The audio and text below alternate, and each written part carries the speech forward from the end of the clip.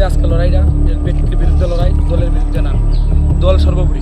ঠিক আছে, আমরা দীর্ঘদিনের দাবি আসলো যে আমাদের প্রধান যে ছিল যে মায়ের রানী নমসূত্র এবং প্রধান ছিল নিবাস দাস।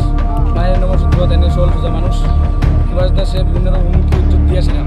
তারা আরও 3 জন মেম্বার একসঙ্গে হয়েছিল, মেজরিটি বানিয়েছিলেন তাইতে, খালি সুয়ের মালিক তাইতে রাখছে। আর বিগত যত কাজ আছে সব তারা করছে, সব দুর্নীতি তারা 3 জন মিলে করছে। 3 জন হলো মায়ের নিবাস দাস, মৃদুল রায়, এরাই 2 জন এই দুর্নীতি করছে। আর আবার নিবাস দাস 2018 সালের আগে জয়েনিং করছে না, কখনো জয়েনিং করছে না। নিবাস দাস আজকে পর্যন্ত পৃথিবীতে জয়েনিং করছে না। নিবাস দাসের নাম কেল্লিকা প্রথম দিন যে সিলেকশন করা হয়েছিল, সিলেকশন করা হয়েছিল যে মিটিংয়ে আপেক্ষিক থাকবে বুথ সভাপতি, জেনারেল সেক্রেটারি, বিএল, তারা থাকতে নিবাস দাসের নাম আসতো না প্রথম দিন মিটিং।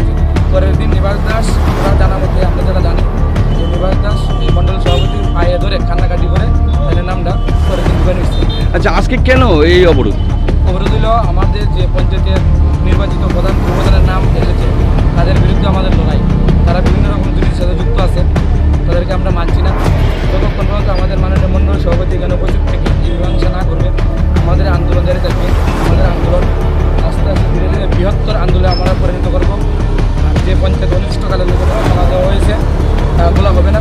আর যদি মীমাংসা না করে সন্ধ্যার মধ্যে আমরা জনগণে এই পঞ্চায়েত দখল করব এবং এই পঞ্চায়েত আমরা আগামী দিন জনগণের দ্বারাই যে চালিত হবে।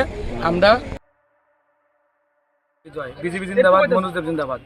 আমাদের যে আজকে লড়াইটা ব্যক্তির বিরুদ্ধে লড়াই, জনগণের স্বার্থে লড়াই, পার্টির বিরুদ্ধে না, দলের বিরুদ্ধে আমাদের লড়াই না। আমাদের লড়াই হলো ব্যক্তির বিরুদ্ধে লড়াই।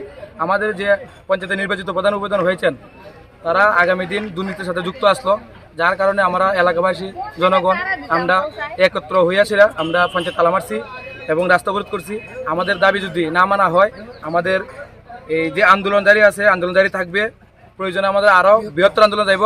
আমাদের একটু স্লোগান এবং একটু আওয়াজ, আমাদের